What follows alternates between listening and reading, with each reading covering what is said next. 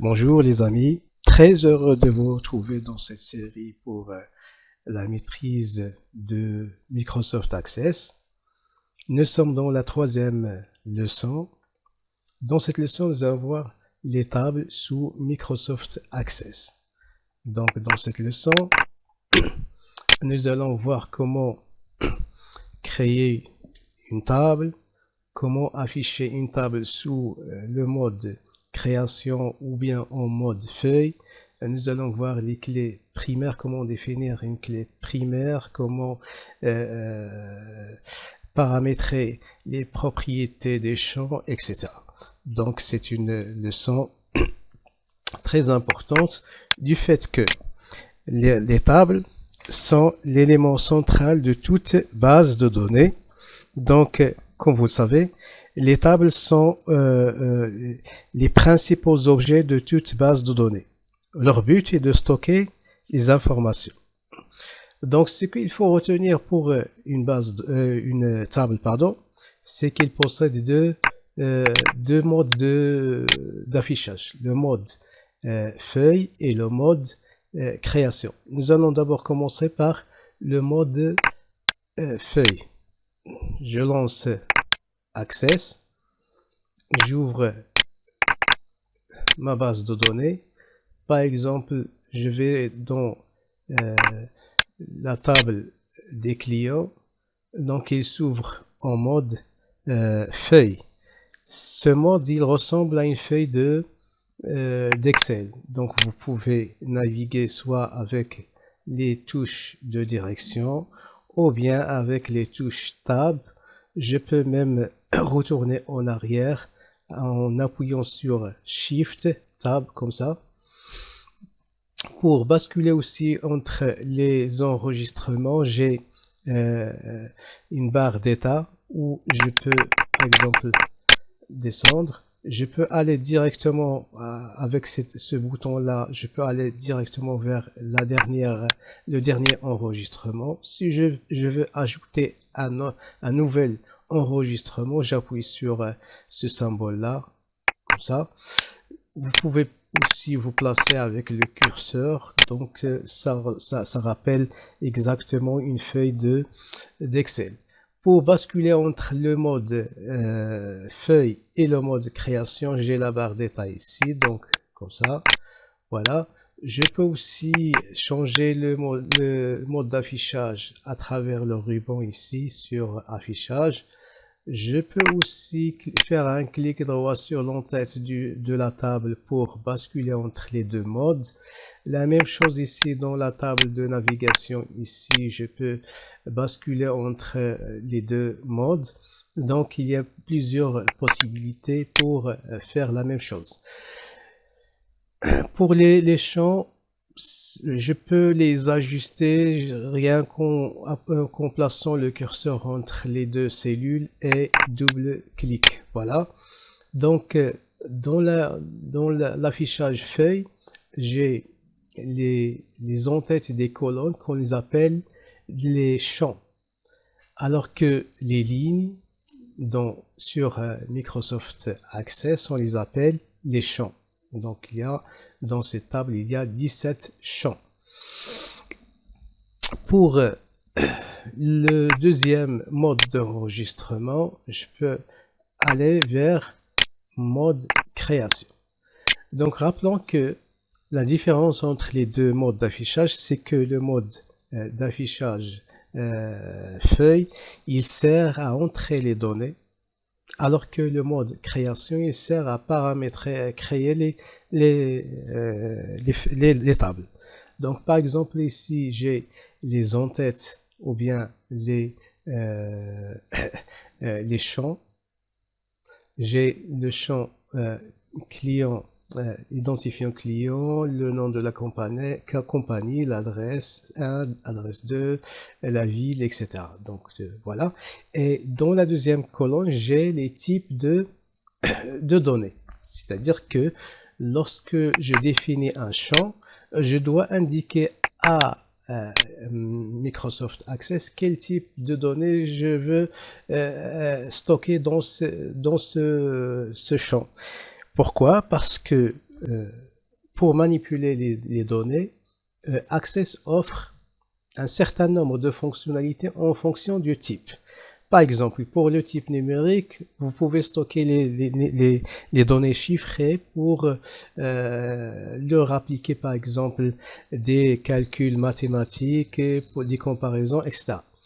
Pour, par exemple, le type texte, aussi Access offre un certain nombre de fonctionnalités, par exemple extraire un préfixe, transformer le texte en majuscule, en minuscule, extraire une partie, ajouter quelques caractères, etc., etc.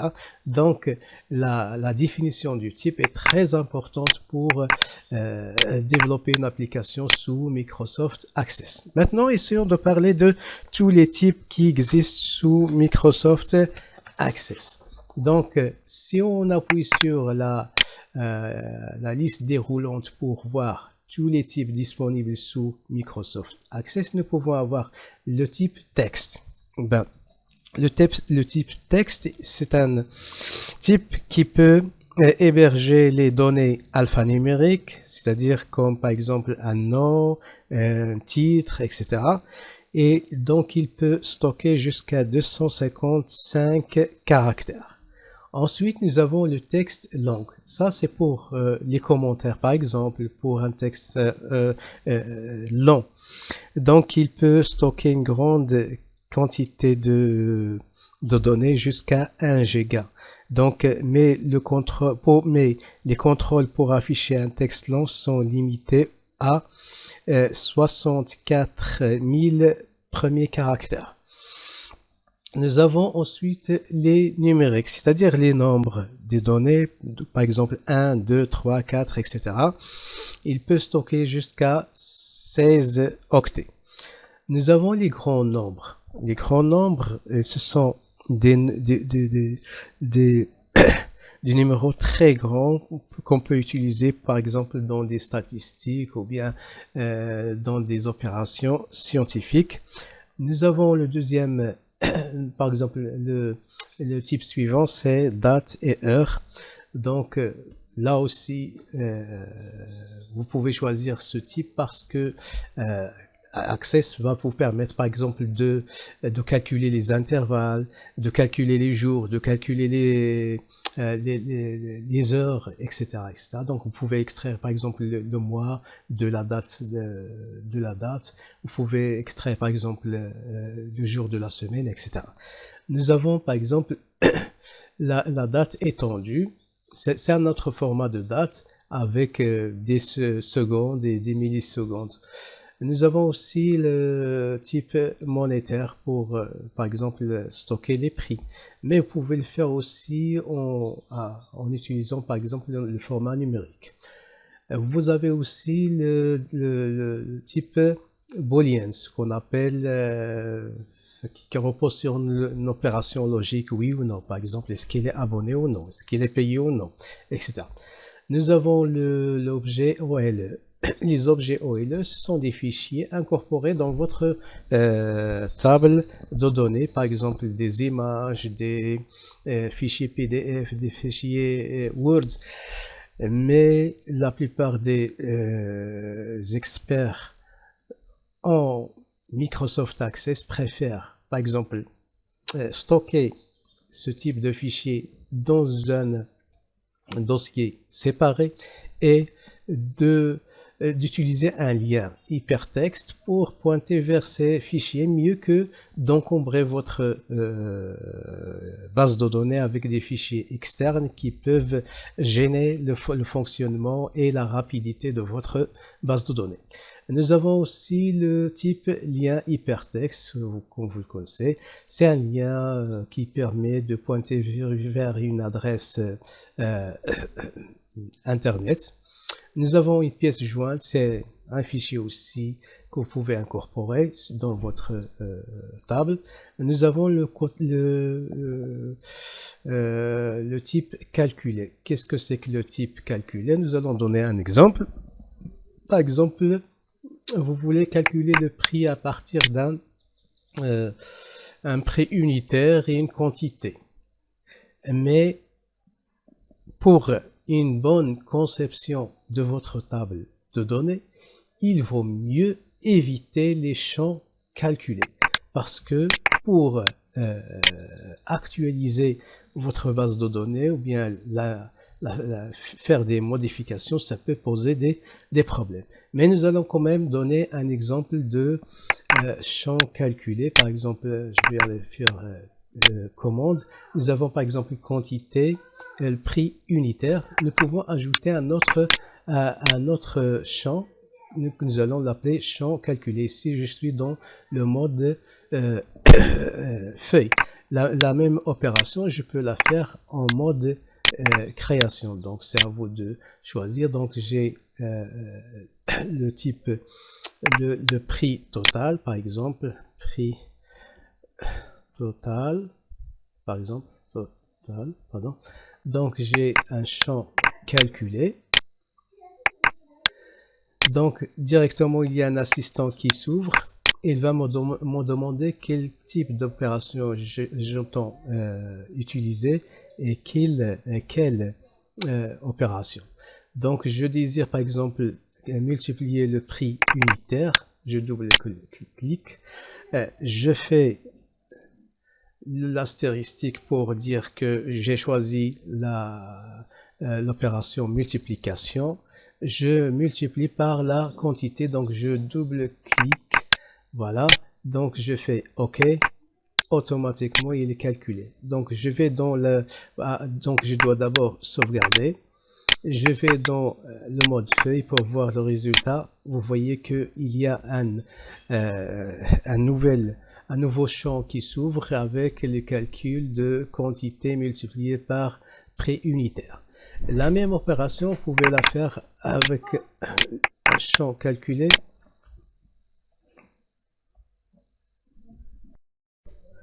Donc, le deuxième cas dans lequel nous pouvons utiliser la liste de champs calculés, c'est le cas par exemple dans lequel nous voulons par exemple combiner le nom et le prénom. Prenons comme ça, par exemple, full name, et je veux combiner les deux champs. Par exemple, je fais calculer, je vais faire le nom, je vais double-cliquer sur le nom, je vais ajouter ça à un espace, donc je vais faire deux guillemets, espace entre les deux guillemets. Ensuite, je vais ajouter le prénom. Voilà. Donc, je fais plus OK. J'appuie dans le mode de feuille. Je peux voir que d'abord, je dois enregistrer. C'est fait. Donc là, dans ce champ, pardon, j'ai le nom et le prénom qui est combiné dans un seul champ. Pour par exemple supprimer en mode feuille un champ, je peux faire un clic droit, pardon, je supprime le champ. C'est une opération qui est irréversible une fois qu'il est faite. Donc vous ne pouvez pas retourner en arrière. Maintenant, passons à une autre fonctionnalité qui est très importante, c'est le dernier type que je peux ajouter à un champ Microsoft Access, c'est à travers une liste déroulante. Par exemple, vous voulez que l'utilisateur de votre base de données ne commette pas des erreurs ou n'entre pas des données invalides. Donc, vous voulez formater l'entrée. Donc, par exemple, les régions. Donc, je peux, pardon, région. Donc, je peux, par exemple, à travers un assistant, l'assistant, je peux ouvrir l'assistant qui me donne la possibilité soit de changer, de choisir les valeurs à travers une table ou bien que des valeurs qui seront entrées manuellement. Donc, je préfère la deuxième option. Fermé, par exemple, La première, par exemple, Marrakech. Pardon, je retourne. Casablanca. Ah, là-bas. Ce sont des exemples. Donc, voilà. Le nom c'est région, autoriser plusieurs valeurs, non. Je termine. Comme ça, lorsque l'utilisateur entre les données dans la région, il y a un menu déroulant qui s'ouvre et il lui donne les choix des valeurs qui sont disponibles, sans besoin de taper quoi que ce soit dans ce type d'enregistrement. Voilà, donc nous avons vu les propriétés des champs. Nous pouvons aussi voir les propriétés des tables. Je peux voir un clic droit, je peux faire un clic droit, propriétés des tables, voilà, comme ça. Et dans les propriétés, je peux ajouter une description, je peux masquer ou démasquer ma table, par exemple, comme ça, appliquer, voilà. Donc, lorsque, par exemple, un utilisateur qui n'est pas autorisé, il peut pas voir la table que j'ai déjà cachée. Vous pouvez bien sûr décocher cette table, par exemple, propriété, désactiver, masquer, appliquer et OK. Maintenant, je retourne à la normale. Maintenant, je passe à une autre fonctionnalité très importante pour les tables, c'est que pour entrer les données, vous n'êtes pas obligé de les entrer manuellement. Par exemple, moi j'ai un fichier Excel avec toutes les tables d'une base de données. Donc pour ne pas perdre du temps dans la saisie des données, je peux importer. Donc pour l'importation, il y a deux options. Je peux entrer les importer dans une nouvelle table ou bien dans une table qui est déjà existante. Sauf que lorsque vous importez dans une table existante, il faut que les en-têtes des colonnes doivent être écrites. Elles doivent avoir la même nomination que les champs.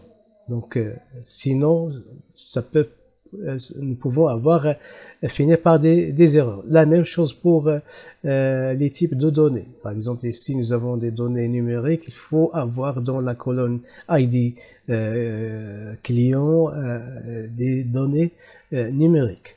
Donc voilà, donc je passe pour l'importation. Pour importer, c'est très simple. Je vais dans données externes, je vais nouvelle source de données, donc à partir d'un fichier Excel. Le fichier Excel, il est déjà présent dans mon bureau, donc import Excel, voilà. Pardon, le fichier il est en cours d'utilisation, donc je dois d'abord le fermer. Je ferme. Donc maintenant, je crois qu'il est ouvrable. Voilà, donc importer des données à partir d'une nouvelle, dans une nouvelle table. Donc ça, vous pouvez les importer dans les enregistrements dans les tables, une table déjà créée. Moi, je choisis la première option. Voilà, donc j'attends l'assistant. Il me donne, puisque dans le fichier Excel, il y avait plusieurs feuilles. Donc, je peux choisir une seule ou bien plusieurs. Donc, moi, par exemple, je vais choisir la feuille client. Donc, voilà, afficher. Suivant, donc il me donne un aperçu. Suivant, donc je vais utiliser la première ligne comme en-tête, l'en-tête des colonnes comme nom des champs. Donc, première ligne contient les en-têtes. Voilà, je coche. Suivant. Maintenant, je vais pas. Ils doivent être indexés. Oui, je peux choisir pour renforcer l'intégrité de ma base de données. Je peux dire oui sans doublon. Donc, pour le ID, il n'y aura pas de doublon. Champ, pardon, la clé primaire. Je dois choisir une colonne dans cette feuille d'Excel comme ID, ou bien je peux ignorer cette option. Moi, j'ai le ID déjà existant, donc je vais choisir oui. Donc le client ID, donc suivant, voilà. Donc importer vers quel type? Donc je vais lui donner un nom, par exemple client. Voilà. Et je termine. Souhaitez-vous que l'assistant analyse la structure de la masse? C'est pas important. Donc voilà. Enregistrer les étapes d'importation, c'est-à-dire que si vous voulez par exemple utiliser ces étapes dans une macro, donc ce n'est pas mon cas, donc je ferme. Voilà, donc j'ai la table client avec les données enregistrées. Donc nous avons vu la technique, la première technique d'importation qui consiste à importer des données à partir de Excel vers une nouvelle table. La deuxième technique qui consiste à importer vers une table existante, nous allons la voir dans la leçon 5 sur la saisie des données. Voilà, j'étais très heureux d'être avec vous. Merci pour votre attention et à bientôt.